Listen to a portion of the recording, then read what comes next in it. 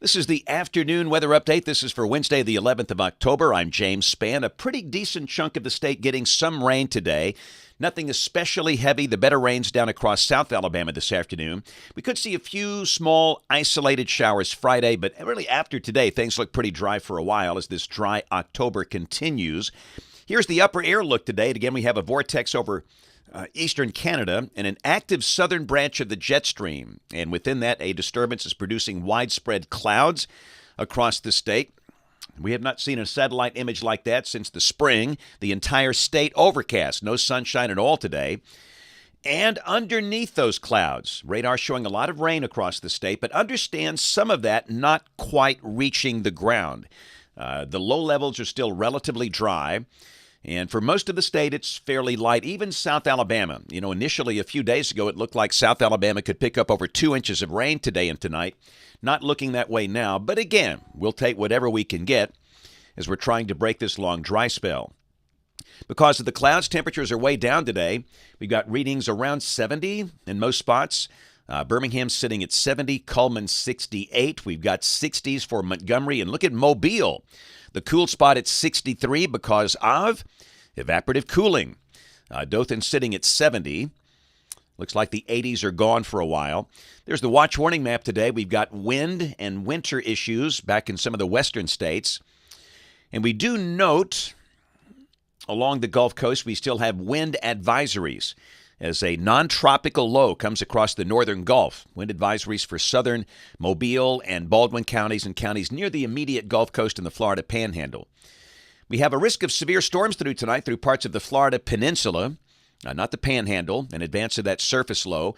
Also a marginal risk up north from the northern plain states into parts of Illinois. This is tomorrow. Again, we got a risk of severe storms over the Florida Peninsula and also across the nation's breadbasket. And on day 3, which is Friday, a marginal risk over Illinois and some of the adjacent states. Here's a look at the rain for the next 7 days. And basically what we're getting today, it's going to be it. Again, there might be a few little spotty showers on Friday, but most places dry. If you're north of Birmingham, nothing more than a trace, and really South Alabama, that might be generous. This is suggesting 1 to 2 inches, but based on rain rates, I'm not so sure we achieve that because the weekend and much of next week looking dry. In the tropics, and again, we stress the system in the Gulf, it is not a tropical low. It is a frontal low, more like a mid-latitude system, so there's no tropical issues there. We have a new tropical storm on the board out in the eastern Atlantic by the name of Spann, and we have a new tropical wave that is coming off the coast of Africa.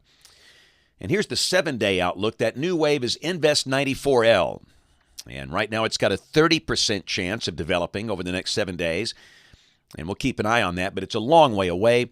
Here's the latest track for Spann. This is a very weak, disorganized tropical system. And this will likely stay under hurricane strength, becoming post-tropical and fizzling out in about 5 days far from land. So we're not going to worry about that one too much.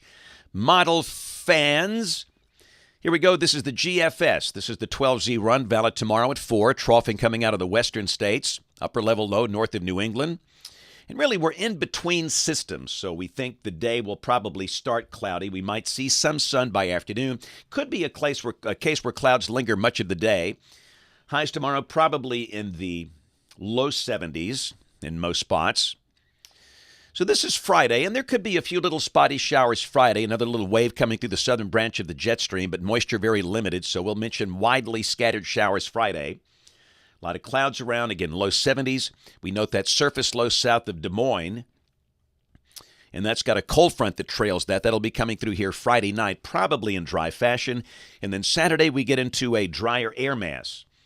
We believe the sky will become partly to mostly sunny by afternoon. That's eclipse day, and looks good for Texas and New Mexico, where they're in the path of annularity for the annular eclipse. It's a partial eclipse here. But we do believe that the clearing should take place by midday. But the day should be dry, and the high Saturday will likely be in the 70s. And then Sunday we'll have cool air advection, pretty good north breeze kicking in. The high Sunday will likely drop into the low 60s in many areas, maybe 50s for the Tennessee Valley, with a pretty good north breeze with a mix of sun and clouds. Monday, we're cool and dry. Same thing Tuesday, and this is a week from today, Wednesday the 18th, again troughing on the East Coast, and again we have a very dry air mass in place. Let's go out 10 days, Saturday, October 21st. Northwest flow aloft, and once again we are dry. So really, after today, the prospects of any beneficial rain looking awfully low here for the next 10 days. And again, we remind you, this is October. This is typically the driest month of the year. This is a very standard pattern for this time of the year. Rain for Birmingham coming off the GFS ensemble. The mean is under 1 inch between now and the 27th of October. Temperatures coming off the NBM, National Blend of Models. You can see we've got low 70s tomorrow and Friday, mid 70s on Saturday, then low 60s for Sunday, Monday, Tuesday, lows going back in the 40s. Then we bounce back up toward the mid 70s toward the end of next week.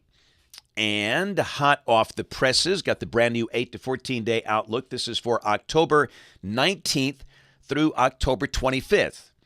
And if this works out, temperatures will be a little below average. Let's roll that Kid Cam Lynn, Alabama, home of the Lynn Bears. Oh, man, we had a gym full. Had the whole school in there today, pre-K through a high school. Look at that cake. I'm not into politics, but I like that cake, and that's a good-looking shirt. They respect the Polygon at Lynn High School. But, again, everybody was just great. All the teachers and the kids, they were so good today.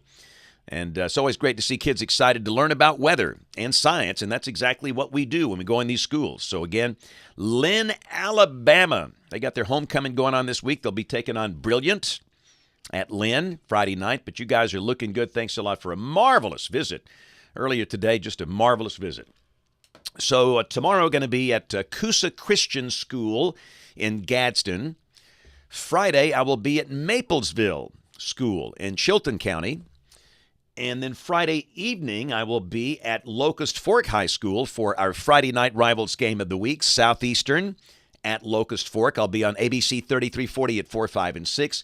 Blitz Game Day on My 68 at 6:30. The game itself over on Channel 68 at 7.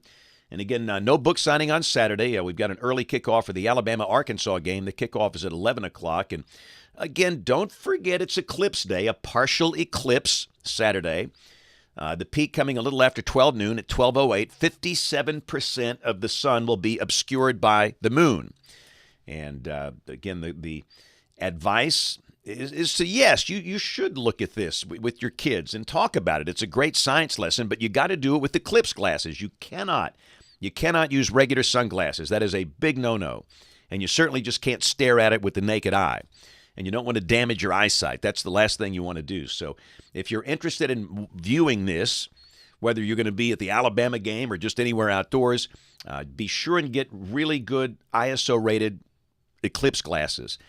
And again, it looks like we'll start today with clouds and a good chance that we'll be mostly clear by the time the peak happens a little after 12 noon on Saturday. And of course, we invite you to watch us on television this evening, ABC 3340 News, right across the hall in Studio A at 4, 5, 6, and 10 o'clock. Thanks for watching. Have a great evening, and God bless.